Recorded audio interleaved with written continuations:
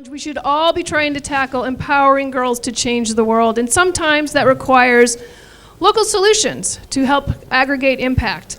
This next company has a toy, doll that you can give to girls that looks like them, that inspires them, that gives equal opportunity of hope. And so with a hearty welcome, Queens of Africa.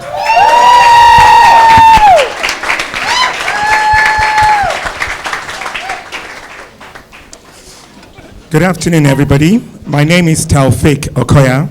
I am the CEO of Fico Solutions and the creator of the Queens of Africa. Queens of Africa came about out of necessity for me. As a father, and as many parents here, we want to be there for our kids, as in terms of be there for them, provide for them. But for me, it was, I got a shock or sort of a reality check when I realized my daughter had an identity crisis at a young age of 3. This was the turning point for me. And this was when the Queens of Africa was created. So the Queens of Africa really is we have the tools to empower young African girl children all over the world. These tools include the dolls, comics, animation, and so on. This, as at now, what we're doing is we're using these tools to educate, enlighten, African girl children all over the world to begin to appreciate and understand their culture, their skin. My daughter grew up, having a whole lot of white dolls and white favorite characters. And I guess that's how that crisis started with her, because she looks in the mirror and there's no likeness of her with her favorite, tools. Now, as it is, I realize that we have touched on a very, very sensitive nerve. It is very subliminal when, we hand over tools, or I call them tools, but toys to our children. We are impacting them psychologically without really realizing. So I realized that the attention span of, young children is rather short. So you need to capture them at a young, tender age. So we use these tools to begin to empower them, teaching them about, their culture, teaching them about their skin, and in the long run, creating a more confident African woman. Africa is moving forward quite all right. Queens of Africa is in the forefront. We're in Australia, we're in Netherlands, we're in places where I least expect that maybe we have Africans. In terms of competition, we have a few, but what's the difference? What makes Queens of Africa different? We are not all about the glitz and glamour, we are all about value. We believe in instilling value in young children at a tender age, which in long run will make them more confident adults. Our business model, as of now, we sell more online through distributors in the US and in the UK. We have 15 countries that are interested in being, applying for distributorship. And so what we're doing is, getting into these countries and, reaching the end users.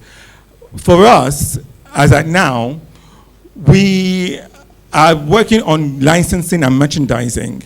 We're attending the next big toy fair in October, and then we plan to interface with major key players in the toy industry. We have had great recognition internationally from major media and even African communities around the world. We sell at an average wholesale retail price of about $8 to $10, and we move really large quantity. Our major challenge at the moment is having to get our products to the end user. Our long-term strategy is we're looking at a situation where there's been a whole grade of successful mergers and acquisition in the toy industry, especially in the doll industry, and it's something that we know that we're open to. Thank you.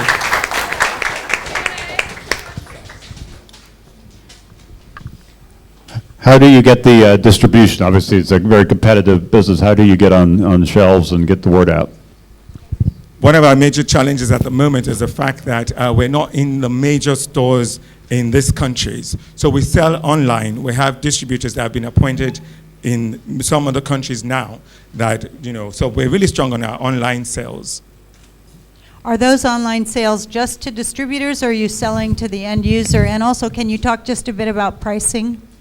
We sell to distributors, and distributors sells to end users. Our pricing, we sell to wholesale pricing because we have the division range, and we have the main range, which is the Queens of Africa. So they sell between $8 to $10, and our distributors resell for $18 to $25. I'm still trying to get a handle on the problem you are trying to solve that creates the market. So can you articulate for me the need, and therefore how big is this market potentially?